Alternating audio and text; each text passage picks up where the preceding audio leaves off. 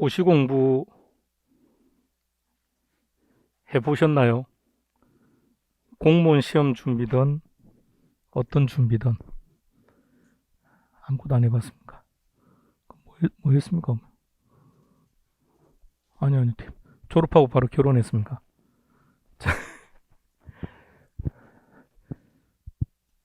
수험 생활을 언젠가 정리하는 날이 있겠죠. 수험 생활이 끝나는 날이 오겠죠. 그 시기에 자신의 수험 기간을 쭉 되돌아보면 대부분이 시행착오입니다. 그게 실제 이제 형님이든 친구가 주변에 있어서 먼저 시도해 본 사람이 있어서 야 요렇게 이렇게 알려주면 상당히 단기간에 목적지에 도달할 수 있습니다. 그게 시험인 것 같아요. 그게 제일 처음에 강의를 시작할 때는 시험 준비를 하기 위한 적합한 강의가 아니라 그냥 대학 강의였습니다. 강의는 대학에서 먼저 시작을 했거든요. 내용 전달에 포커스를 맞추었습니다. 그럼 수업 시간은 다들 알아듣겠다고 합니다. 점수가 안 나옵니다. 그런데 지금도 수험생들은 변함이 없습니다. 왜? 우리는 그런 교육을, 트레이닝을 별로 받지 못해왔거든요. 그러다가 빠르면 5월달, 늦으면 7월달쯤 되면 오프든 인강이든 똑같은 반응이 나옵니다. 왜 점수가 안 나오지? 자기는 했는데 왜 점수가 안 나오냐? 그때 반응을 보이기 시작합니다. 왜 그걸 그때 반응을 보이는지 모르겠습니다. 그러니까 시기적으로 촉박하죠. 지금부터 해야죠. 지금부터 하세요. 그래 여유롭게 합격할 겁니다. 여유롭게. 50대로 접어들면 시험 준비하면 몸이 많이 상할 겁니다. 어쩔 수 없이 딱딱한 의자에 오랜 시간 동안 앉아 있어야 되고 그 기간 동안 우리가 자세를 정자세로 할 수도 없는 문제니까 상태가 많이 안 좋아질 거예요. 무리하게 고생할 필요 있을까요? 무리하게 고생하고 합격해야 꼭 그 보상이 커지는 겁니까? 그렇지는 않지 않나요? 그럼 조금 더 현명했으면 좋겠습니다. 그래서 늘 얘기하는 게 스마트하게 가자는 겁니다. 스마트하게 하자고. 스마트하게 합격하고 끝냅시다. 충분히 가능해요. 마인드를 바꾸셔야 됩니다. 마인드를. 인강하시는 분들 마찬가지요. 그러니까 왜 종합과학을 알고 싶어 하는지 모르겠다고요. 시험에 안 나오는데. 왜 LTV라는 단어의 정의를 알고 싶은지를 모르겠다고요. 왜 시험에 안 나오는데. 몰라도 아무런 문제가 없는데. 자, 그래서 LTV라는 것을 알았다고 전제합시다. 그게 점수에 어떤 도움이 될 건지 전혀 의미가 없는데. 자, 갑니다. 매번 얘기할 생각입니다. 빨리 바뀌어야 돼요. 그래 여러분들 고생하지 않습니다. 갑니다. 이제 뭐 할까요? 상황 방법 합시다. 자, 오늘 세 가지 합니다. 그러니까 세 문제를 한다는 얘기입니다. 첫 번째 뭐였죠? 금융의 기초에서는 기본적으로 부동산 금융이 시험에 나오니까 부동산 금융의 정의를 하나 했고 그 다음에 자금 조달 방법을 했는데 자금 조달 방법이 32회 때 두 문제나 나왔기 때문에 올해 우리 시험에서 지분금융 아닌 거 찾으세요 이렇게 안 나올 겁니다. 근데 그냥 지문 하나로 어차피 뜰 거니까 그거 하나 정리했고요. 두 번째 했던 게 LTV, DTI 계산 문제였고 계산 문제는 어떻게 문제 푼다고요? 잘 풀어야 돼. 그런 이상한 소리 하면 안 되고. 어떻게? 첫 번째, 무엇을 구하라고 하는지를 빨리 찾는다. 그런데 LTV나 DTI 계산 문제에서는 뭘 구하라고 한다고요? 저당 대부액 아니면 저당 지불액. 딱 둘 중에 하나밖에 없다고요. 두 번째 뭐 한다고요? 그림 그린다. 어떻게 그렸죠? LTV가 70%야 그러면 LTV 이꼴 70 딱 그려놓고요. DTI 40 딱 그려놓고. 그 다음 세 번째는 주어진 자료를 자기 자리에 대입하는데 그냥 상식적으로 LTV가 주어졌다면 분명히 가격은 있을 거야. DTI가 주어졌다면 연봉은 있을 거야. 를 기억하면 좋은 게 LTV를 그려놓고 그럼 기계적으로 나는 뭘 찾는다고요? 가격이 있는지를 빨리 찾아봐야죠. 연봉이 있는지 빨리 찾아봐야죠. 그리고 각각 그걸 분모에 집어넣는 거죠. 그리고 이제 역산해서 각각 분자를 구해내고 그 다음에 분자가 저당 대부액인데 LTV는 저당 대부액이죠. 근데 문제가 저당 지불액을 구하라고 했다면 곱하기 저당 상수. 근데 우리가 지금 둘 다 풀었던 게 저당 대부액이었죠. 근데 DTI는 저당 지불액이 있지 않았습니까? 그러면 나누기 저당 상수. 그래서 금액이 큰 쪽, 작은 쪽, 작은 쪽. 추가라는 단어 있는지 없는지 잘 보셔야 되고. 자, 이제 상환하러 갑시다. 첫 번째가 고정과 변동입니다. 고정이 좋아요, 변동이 좋아요? 자, 차입자 입장에서 우리는 이제 일반론적인 관점에서는 고정이 좋아요라고 해요. 근데 이제 우리는 전문가니까 좀 우리는 한 발 좀 더 앞서가 있어야 되니까 일반론적인 개념을 이야기하지 마시고, 자, 고정이 좋을까요, 변동이 좋을까요? 우리 사무실에 찾아온 고객이 대출을 받으려고 해요. 그럼 대출을 받으려고 하면 여러분들은 그래도 멘트 하나 정도는 해줘야죠. 그래야 전문가답게 보일 테니까. 자, 고정이 유리하다, 변동이 유리하다. 차입자 입장에서 금리가 상승할 때는 고정이 유리하지만 금리가 하락할 때는, 그럼 지금 상당히 오랜 기간 동안 금리는 하락을 해왔었죠. 그러니까 변동으로 갔어야죠. 지금 이제 또 지속적으로 금리가 올라가겠죠. 그럼 지금은 고정으로. 그러면 변동에서 고정으로, 고정에서 변동으로 갈아탈 수 있나요? 응? 갈아탈 수 있습니다. 갈아탈 수 있어요. 제일 간단한 방법은 상환하고 다시 하는 건데 어쨌든 이론상 갈아타고 하는 거죠. 자, 그 다음 제목이 뭔지 한번 보세요.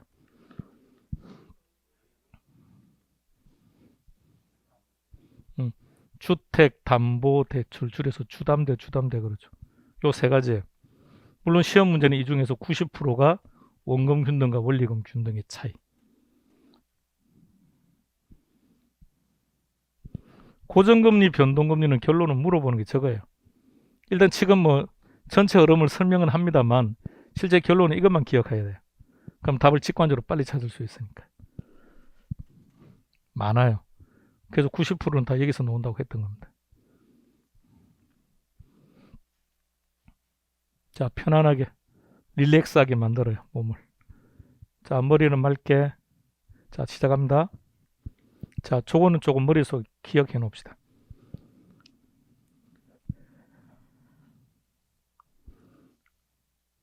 명목은 실질 더하기 인플레율이다라는 것은 기억하셔야 됩니다. 기억했습니까? 자, 저기서 실질 이자율은 은행 측 입장에서 말하면 요구 수익률입니다. 자, 어떤 의미냐면 우리가 은행에 대출을 받으러 간 겁니다. 그러니까 은행에서 이렇게 말해요. 우리 은행이 이 돈을 당신에게 빌려주지 않고 다른 용도에 사용하더라도 7%의 수익은 얻을 수 있습니다. 7을 보세요. 7%의 수익은 얻을 수 있습니다. 그러니까 당신도 최소한 7%는 부담해야 됩니다. 라는 뜻이에요. 자, 그리고 빌려달라는 기간 동안 3%의 인플레가 예상이 된대요. 그래서 이자율을 얼마로 결정했다? 10%. 자, 숫자도 같이 좀 봐두세요. 자, 10%로 대출을 받은 겁니다. 근데 시간이 지나다 보니까 은행 측에서 미처 예상하지 못했던 인플레가 발생합니다. 고정과 변동은, 자, 박스 안에 있는 그림과 아래 그림을 같이 보세요. 같이. 자, 문제는 여기서부터 출발해요. 다시. 여기까지는 고정이든 변동이든 아무런 전제가 차이가 없어요. 시험 문제는 무조건 이게 전제가 되는 거예요. 예상치 못한 인플레가 발생을 해야만, 그래야만 고정과 변동의 차이가 발생하는 겁니다. 자, 고정금리부터 갈게요. 고정금리. 그럼 고정금리는 단어 그대로 금리가 고정되어 있다는 거죠. 그럼 표에서 찾아보세요. 명목금리가 고정이라는 뜻일까요? 실질금리가 고정이라는 뜻일까요? 명목이. 명목은 몇 프로? 10%. 같이. 이런 것도 이제 시험 문제라고요. 자, 뒤에서부터 갈게요. 뒤에서부터. 예상치 못한 인플레 2 더하기 예상 가능한 인플레 3 더하기 실질한 게 10%. 그럼 실질은 몇 프로? 5%. 그 5%를 잘 생각해 봐요. 은행은 최소한 몇 프로의 수익은 얻어야 되겠다? 7%. 근데 그것도 얻지 못한 거죠. 자, 그래서 명목금리는 어떻게 됐다? 하락. 그럼 결과적으로 고정금리는 위험을 누가 부담하는 거죠? 은행 측이, 대출자가 부담한다. 결론은 이게 시험 문제예요. 자, 그러면 다시 잘 봐요. 은행 입장에서는 고정금리가 안 좋겠네요. 전제 조건은 예상치 못한 인플레가 발생한다는 전제. 그러니까 인플레이션이 아니라 디플레가 되면 그 반대가 되겠죠. 인플레든 디플레든 아무런 문제가 발생하지 않는다면 역시 아무리 현상도 일어나지 않는 거죠. 그러니까 시험 문제는 항상 인플레이션을 기본 전제로 깔고 나와요. 그러니까 지문에 무조건 인플레이션이 있다고요. 그럼 우리는 인플레이션을 볼 필요가 있다 없다? 없다. 그럼 딱 기억해요. 고정금리와 변동금리가 딱 놓으면 다른 거 생각하지 말고 우리는 기계적으로 누가 위험을 부담한다는 건지 저걸 빨리 찾아요. 자, 이번엔 변동으로 갑시다. 무엇이 변동한다는 뜻일까요? 명목이. 그럼 다시 말하면 고정이든 변동이든 무엇이 명목이. 그럼 변동금리라고 했으니까 명목은 몇 프로? 요 2가 플러스 돼야 되니까 12. 자, 뒤에서부터 갑니다. 예상치 못한 인플레 2 더하기 예상 가능한 인플레 더하기 실질하면 12. 실질은 몇 프로? 7. 예상치 못한 위험이 지금 생긴 거죠. 예상치 못한 위험이 생겼음에도 은행은 자신이 원하는 수익률을 계속해서 가져가고 있다고요. 결과 위험은 누가 부담한다? 차입자가. 가로 속에 뭐라고 되어 있는지 보세요. 본인이 부담할 위험을 타인에게 떠넘긴다는 얘기입니다. 이게 위험의 증가. 자, 여러분들의 시험의 결과가 잘못되었다면 만일에 하나 예를 들어서 합격할 겁니다만 쌤이 강의를 잘못한 겁니까? 내가 공부를 안 한 겁니까? 본인이 공부를 안 한 거지. 본인이 책임져야 될 걸 에이씨 배운 거 하나도 안 나왔네. 이렇게 위험을 증가시키는 거죠. 세상에 불만이 있으면 항상 타인에게 뭔가를 떠넘겨야죠. 왜 코로나가 온 겁니까? 대통령 때문에. 왜 경기가 힘든 겁니까? 대통령 때문에. 뭐만 하면 대통령이래. 이게 위험의 증가래. 자기 잘못 하나도 없는 거죠. 자, 하나만 더 봐요. 자, 요 4번을 잘 봐요. 뭐라고 되어 있는지. 그럼 이제 고정과 변동을 둘 다 동시에 본다면 은행 측 입장에서는 어느 쪽을 선호? 변동. 그러면 고정금리는 은행 측 입장에서 위험이 크죠. 그러니까 초기 금리를 높게 간다는 거죠. 변동이 10%야. 그럼 고정은 11.5%야. 이런 식으로. 시험 문제는 이 범위를 안 벗어나요. 이 범위를 안 벗어나는데 결론 우리는 뭐만 기억하면 돼? 궁극적으로 각각의 3번이에요. 그것만 기억하면 돼요.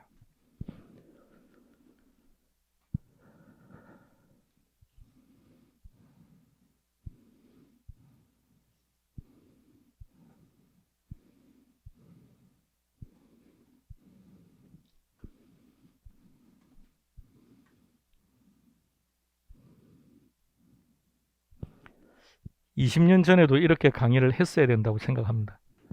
그때는 이렇게 안 했거든요. 그래서 그때 시험 준비하신 분들이 엄청나게 고생했습니다. 이렇게 안 했기 때문에. 그럼 여러분들은 허벌나기 쉬운 거예요.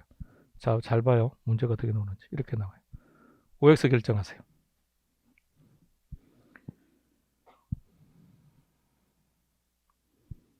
자, 먼저 지문 해석할게요. 예상 인플레이션보다 실제 인플레가 높다. 이게 무슨 말일까요? 그냥 인플레가 발생했다는 뜻이에요. 그냥 인플레가 발생했다는 건데 이건 보지 말자고요. 그러면 자, 이 지문을 만납니다. 만나면 우리는 뭘만 보면 돼요? 고정인지 변동인지만 찾아요. 자, 고정입니까? 변동입니까? 고정이에요. 자, 저 자리에 고정금리가 나와 있던 변동금리가 나와 있던 불문하고 지문에는 무조건 인플레이션은 나와 있다. 왜? 없으면 문제가 잘못된 거니까. 그러면 복수 답안이 되든지 다 정답이 되든지 할 테니까. 그럼 우리는 아예 인플레이션을 볼 필요가 없다. 그럼 우리는 딱 고정금리만 본다. 고정금리 어느 쪽에 선호한다? 차입자가 선호한다? 대출자가 선호한다? 차입자. 그럼 차입자는 유리, 대출자는 불리. 바뀌었죠? 그래 틀렸다는 얘기예요. 하나 더 볼게요.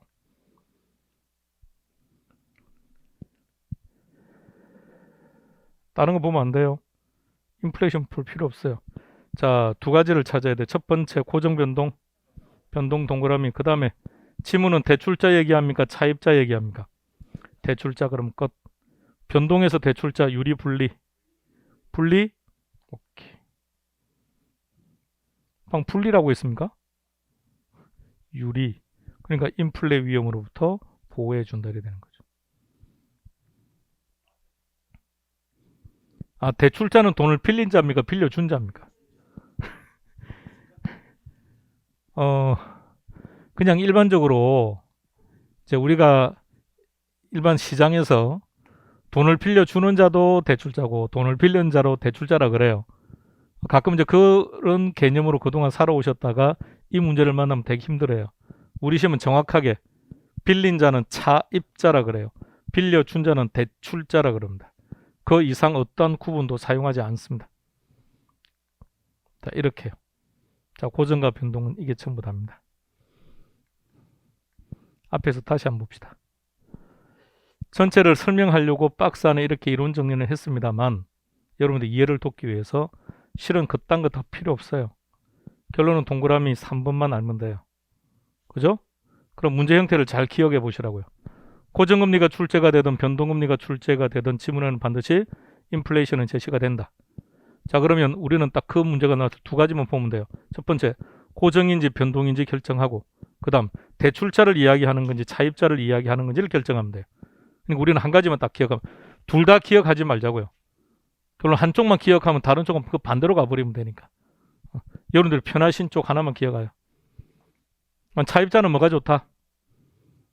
변동이 좋다? 진짜로? 인플레이션이 기본 전제라고 했으니까. 그러니까 시험은 이렇게 하되 실제 시장에 나갔을 때는 그렇게 하면 안 돼요. 금리는 오르기도 하고 내리기도 하는 거니까. 인플레가 발생하기도 하고 디플레가 발생하기도 하는 거니까. 자, 그 다음에 들어갑니다. 자, 머리 맑게 하고 갑시다. 자, 오늘 하는 내용이 가장 클라이막스인데 쉬워요. 제목 뭐라고요? 다시 제목 뭐라고요? 그림을 머릿속에 떠올려 봐요. 원금은 어떻다고요? 원금은 항상 똑같다고요. 그러면 시간이 지나면 이자는 작아집니까? 많아집니까? 이자는 작아집니까? 줄어듭니까? 이유는요? 똑같은 얘기. 원금은 작아지지 않습니다. 원금은 변하지 않아요. 잔액이.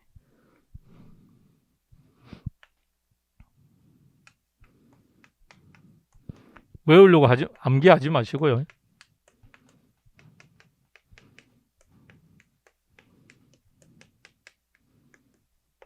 가령 우리가 은행 가서 1억을 빌렸답니다. 그동안 7천만 원을 상환했대요. 그 지금 잔액이 3천이 남았답니다. 나는 지금 3천만 더 갚으면 되죠. 근데 여전히 내 명의의 장부를 뒤져보면 차입액은 변함없이 그대로입니다. 원금은 어떤 경우에도 감소하지 않아요. 원금은 그냥 원금으로 존재하는 거죠. 잔액이 적어지고 이자도 잔액의 이자를 곱하는 거예요.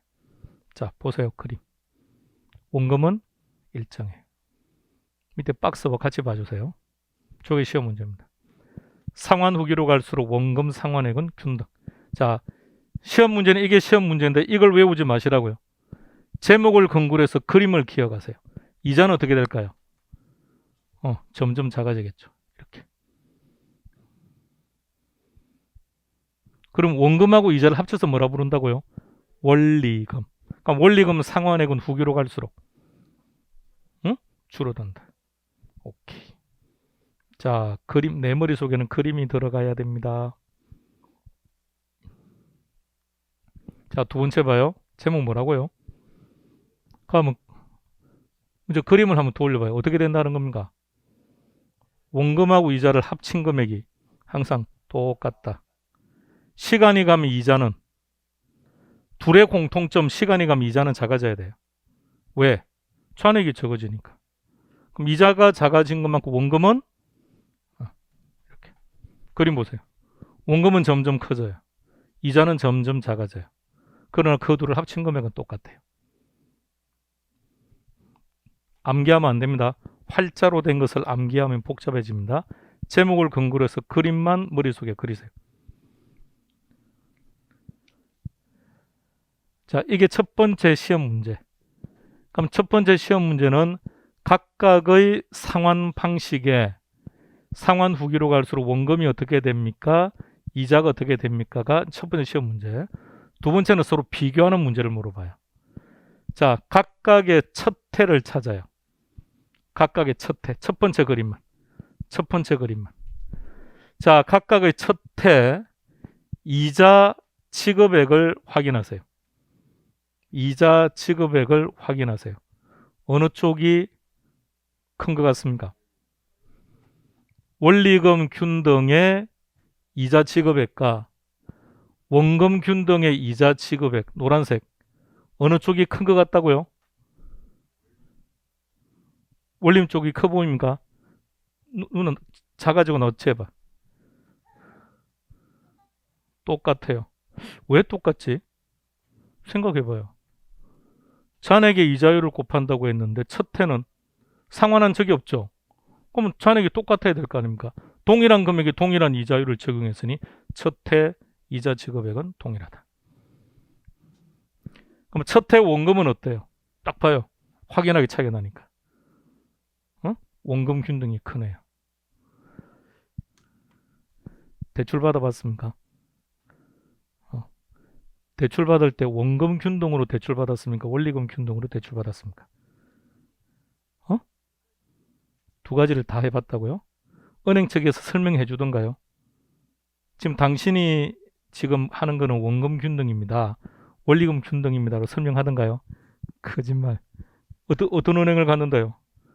그렇게 텔러가 친절하던가요? 은행에서는 원금 균등은 이야기 안 합니다.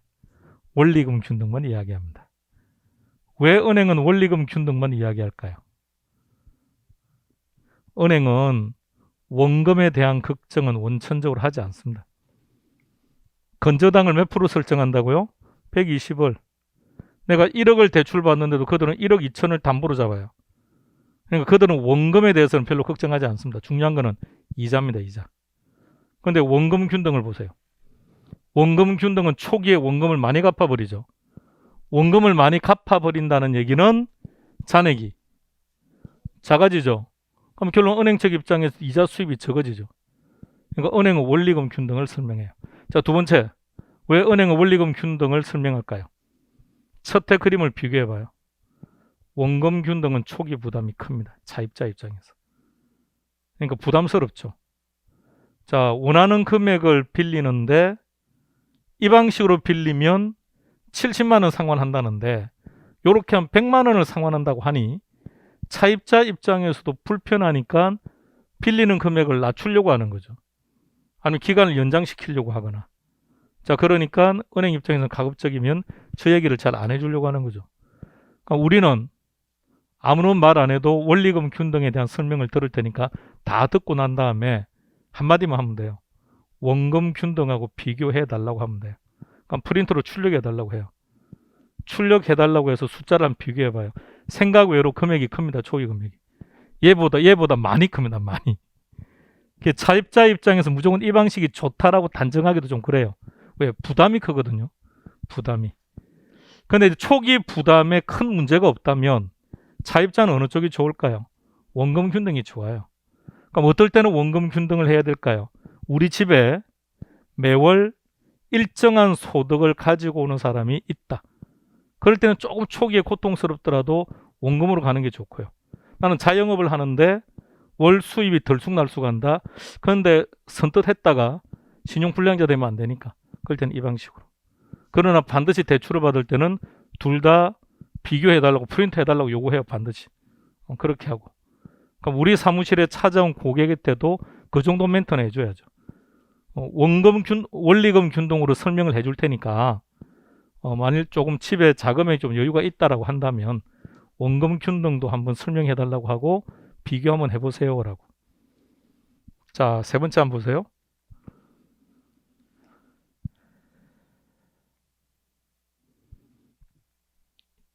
되시겠습니까?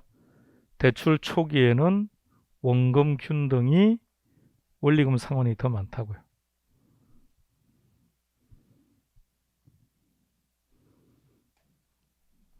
말을 잘못했습니다. 원리금 상환액은 원금 이자를 합친 금액은 어느 쪽이 더 많다고요? 원금 균등이 더 많다는 얘기입니다. 근데 시간이 지나면 상황이 달라지죠. 그러니까 그림을 기억해야 돼요. 아래 활자를 기억하시면 안 돼요. 활자를 기억하기 시작하면 암기할 게 얼마나 많겠습니까? 지금 더 있어요. 더 있는데 PPT에 다 집어넣기가 불편해서 PPT에 글자가 많으면 제 눈에 잘 안 들어와요. 그래서 결론은 재료에 있는 그림, 저 그림을 머릿속에 똑같이 그리세요. 제목을 근거로 해서 그림을 그려요. 원금 균등 딱 떠올려. 원금 균등. 원금은 일정하구나. 이자는 작아져. 원리금 균등. 원금 이자 합친 게 똑같아. 이자는 작아지죠 항상. 그죠? 이자는 작아져야죠. 원금은 많아져야죠. 문제 하나 풀어봅시다.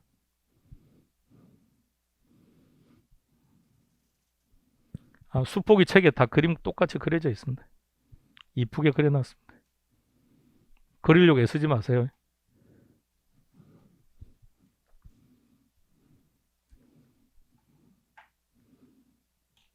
뭐랬죠? 여기서 하나 보고 갑시다. 칠판 다시 한 번 더. 우리 금융할 때 했던 거 기억납니까? 금융하지 말고 우리 그 화폐 시간 같이 할 때 금융계수 6개. 문제할 때 저당 상수는 원리금 균등하고만 세팅될 수 있다고 했던 거. 고정, 위험을 부담하는 자.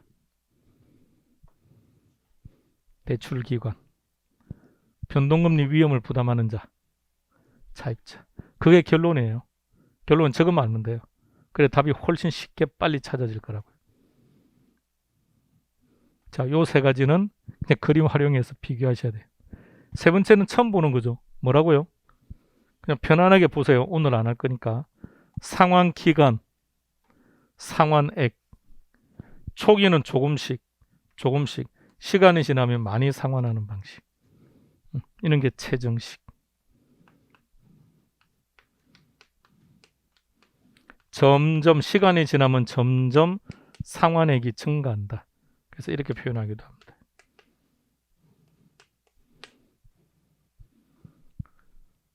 어때요? 좋아 보입니까? 안 좋아 보입니까? 느낌대로.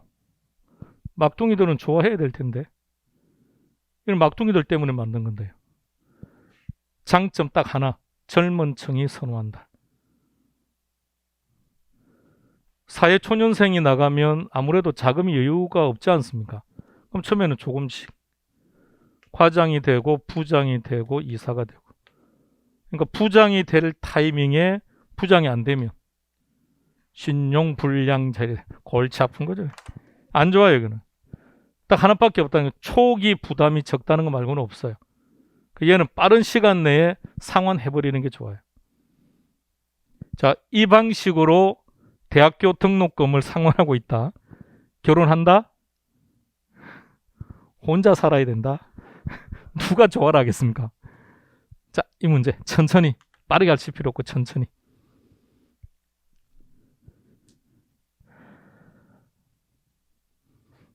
보시는 게 전형적인 스타일입니다.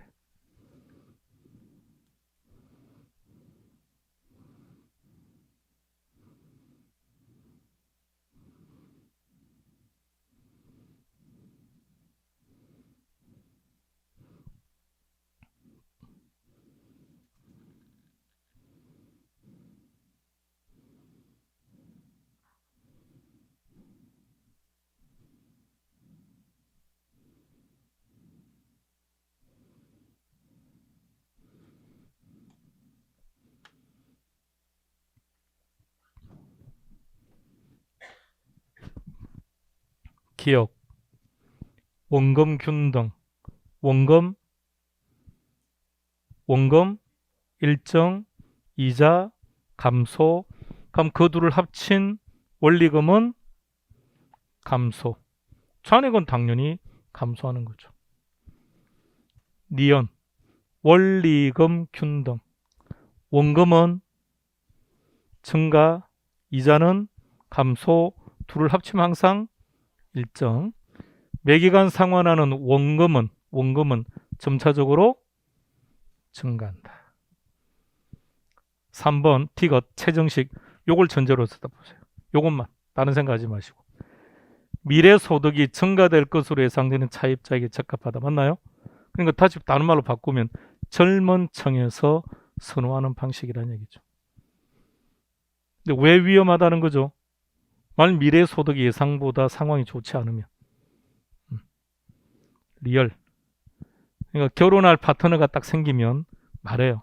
나 대학 등록금을 계속 대출받았는데 요렇게 지금 상환하는 중이야. 이렇게. 나머지 너가 상환해 줄래? 물어보고. 그럼 그 후로는 연락이 안 할 거야 아마. 자, 그 다음에 리얼. 이자 수입이라 그랬죠. 그럼 은행 입장에서 본 거겠네요. 이자 수입이 큰 순서대로 한번 생각해 보세요. 수독. 왜 이자를 많이 달라고 요구할까요? 은행 측, 그러니까 무조건 이유는 하나. 은행 측 위험이 크다. 은행의 위험이 크면 무조건 이자는 많이 달라고 요구한다. 그럼 기간이 길면 자, 이렇게 해요. 상환 기간을 10년으로 20년으로 했을 때 이자는 어느 쪽이 커질까요? 자, 20년이 커져요. 그러나 차입자 입장에 기간이 늘어났기 때문에 부담하는 금액이 상대적으로 적어지는 거지 이자율은 올라가는 겁니다. 자, 그럼 이자 수입이 큰 순서는 은행 측 입장에서 위험한 순서.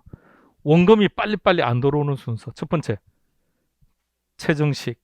두 번째, 원리금. 세 번째, 원금. 이렇게 돼야 되겠죠.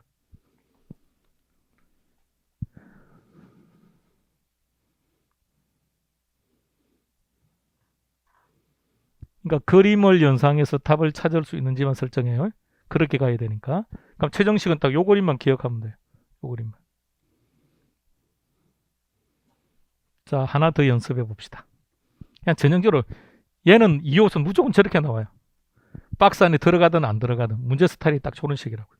항상 물어보는 게. 자, 하나만 더 확인해 봅시다.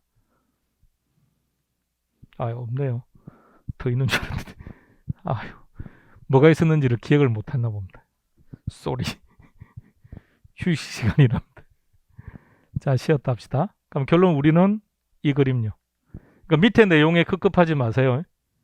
밑에 내용 그냥 한번 이런 게 시험에 나오는 거구나라는 거 알면 되는 거고 결론 저 그림이 머릿속에 들어가 있는 게 편하다는 겁니다.